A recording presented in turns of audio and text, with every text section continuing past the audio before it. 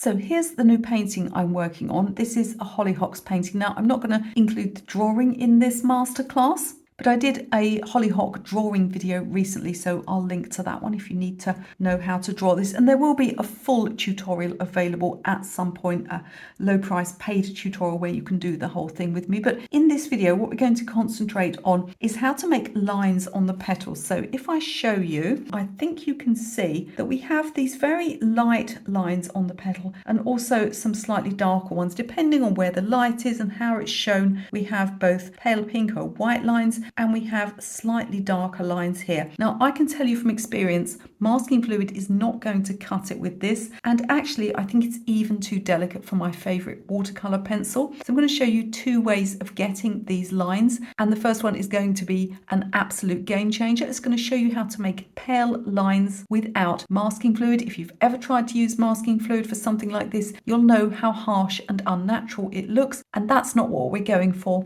in this painting.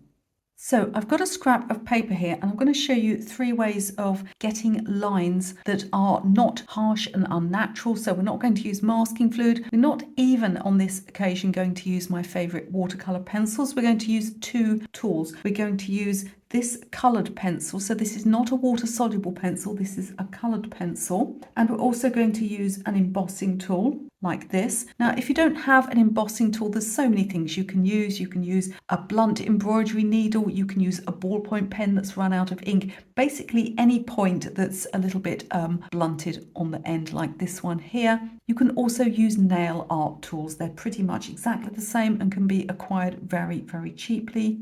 I've actually got this one here, which is great because you can press in these bits on the end, and just like those coloured pens you had as a kid, you get a different point. People are always asking me what the brand is. I think it's something like X-Acto. It's definitely got an X in it anyway, and I believe you can buy those online. And this one goes down very, very fine indeed, to the point where some of the finest ones do look like they might actually tear your paper if you're not careful. So what this is going to do is it's going to make dark lines, very, very soft dark lines. Now we can emboss the paper first, and what happens is that the paint will then sit in the dips. It's very, very delicate. Sometimes you have to go over it more than once to get enough pigment to sit in there. I'll take some of this permanent rose and hopefully you'll be able to see the effect starting. As I said, it does vary between colours, and sometimes you have to put more than one layer on. Another thing that works very well is to go into wet paint, and that's what I'll be doing on this occasion because you can see I'm actually getting a better result with that one.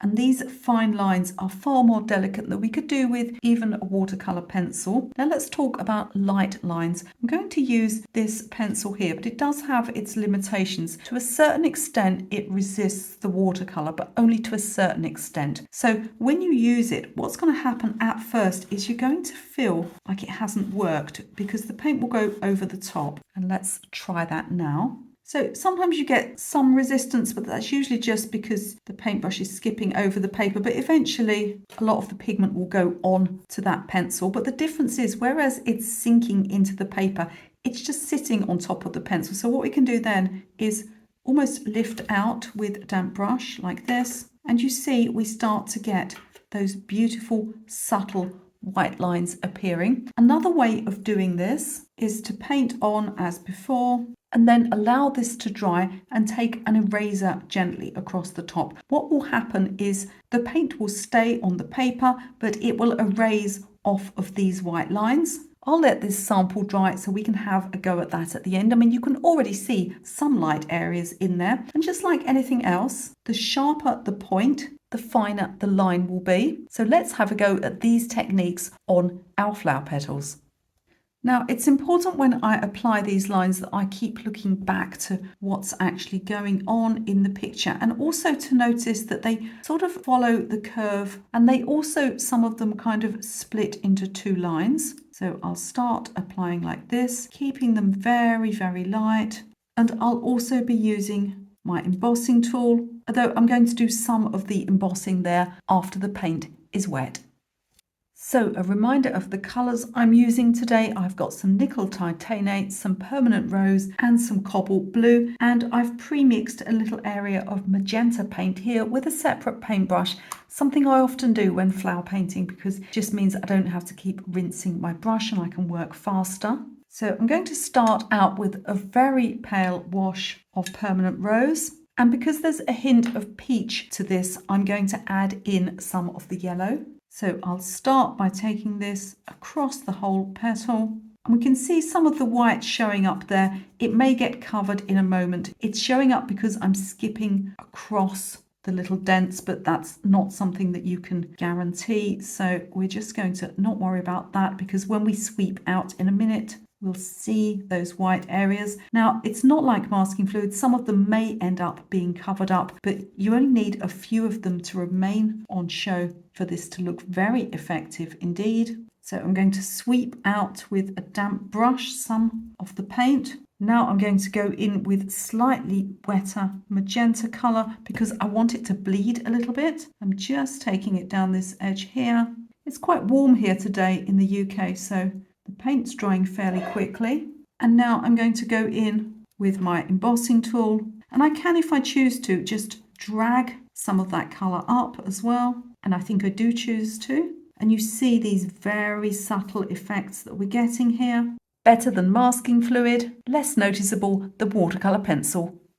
So let's go back to my original sample and see what happens when we take an eraser over the top of this. I'm being careful to avoid areas of masking fluid on my painting. Look at that, we get a much lighter effect. This one is an absolute game changer.